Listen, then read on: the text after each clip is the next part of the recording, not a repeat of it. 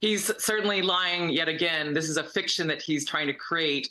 This Justice Department under Merrick Garland has followed the rules, cut square corners, and is not engaged in any political retribution. It's pursued the facts as they have found them, as have the other attorneys in other jurisdictions like Georgia and New York.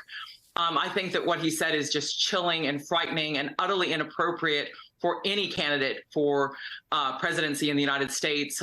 It was my honor as Deputy Assistant Attorney General to come to work at the Justice Department and walk through those aluminum doors where it was engraved that the place of justice is a hallowed place.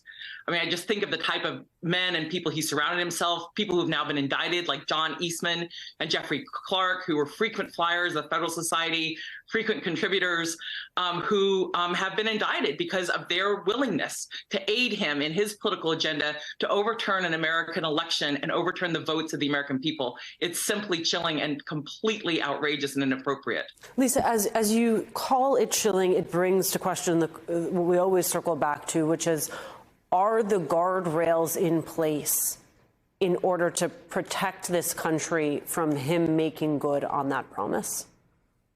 I'm concerned very much because of the number of judges that Donald Trump put on the federal courts, including the U.S. Supreme Court, and how politicized it's become, how the Trump faction has been leading our judicial system down a very dark path in terms of its willingness to set aside precedent. These rules, these understandings, and policies about non-intervention, about the president not dictating political retribution through the Justice Department or the FBI, these are vital rules for the health of our democracy.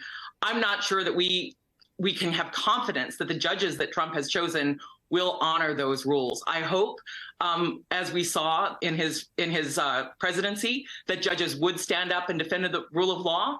But he's chosen a number of people who seem very willing to set aside long-standing precedents that Americans rely upon. And so I'm worried we don't have the guardrails in place. I would argue that there are compounded dangers, there are dual dangers in what he laid out in that interview. There is both the danger of his promise to use DOJ to go after political enemies. I'm equally concerned by the first part of what he said, which is this lie that he is continuing to sell to his supporters, to the American people, that this is already ongoing, right? We often talk about the ways in which he reset and undermined norms, the way in which there was a devaluation of American institutions. That lie, once it is repeated a certain number of times and not debunked, as you did so succinctly at the beginning of your first answer, it festers and it becomes more dangerous. And that would seem to me to be part of his intent in saying that during that interview. Alicia, I agree with you completely. This is a very dangerous lie, a fiction that he's trying to create. And it comes in the aftermath of him seeking to, embrace these chants of lock her up around Hillary Clinton. His efforts to redirect foreign policy and domestic policy to basically attack Biden while he was in the White House.